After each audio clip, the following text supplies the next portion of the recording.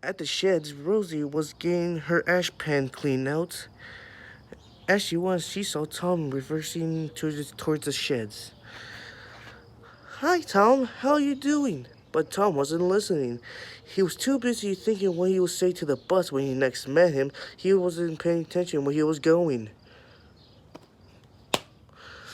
Oh, fuck! Be more careful, Tom. Lucky for you, those buffers were there. Is there something up? Yes, Rosie, there is.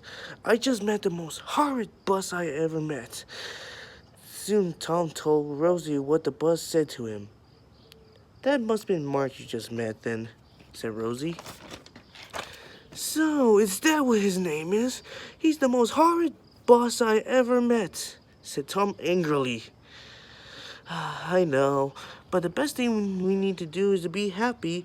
Hey, these buses are here to help us. We need all the help we can get, you know. Help?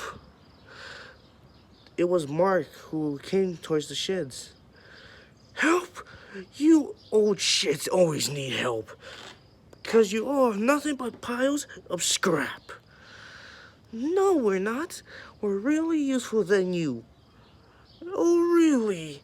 Well, we buses are the future. When the controller sees how we do, this railway, he'll tear this railway apart, piece by piece, and you engines will be nothing but rusting away in a siding somewhere. That will never happen. Mr. Oliver cares about us. He will never do that. We are hard-working engines, and in fact, I am going to collect my passenger train right now. Oh no. That night, the engines were talking about Mark. That fucker called me a galloping sausage. He called me a rusty red scrap iron. I'm old-fashioned steam kettle. We need to teach that bus a lesson.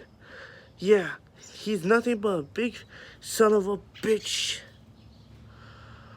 I know you guys are mad, but the best thing we need to do is just, ignore him. Did you just say ignore him? She is right. If we just ignore him, everything would be much easier. Like, think about it. If we just ignore him, like pretend he's not talking to us, it would be much easier and we won't be complaining. The engines know that Tom and Rosie were right, so they decided to do that tomorrow. Soon, as they did, they started to ignore Mark, the words he says to him, and that made him mad. One day, as Ben was collecting his coaches, he saw Mark pulling over right next to him. Hey, look! It's a black galloping sausage! But no matter what he'll say, the angels will just ignore him. The next day, Mark tried to do the same thing with Tom. You're a useless puffball. But Tom didn't listen. Tom just rolled off to the station. You know what?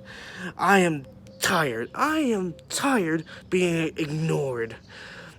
I am Mark the bus. I do what I want to do, and I shall not have dumb, stupid trains ignore me. How dare they? I'll teach them a lesson, and soon they will regret ignoring me if it's the last thing I ever do.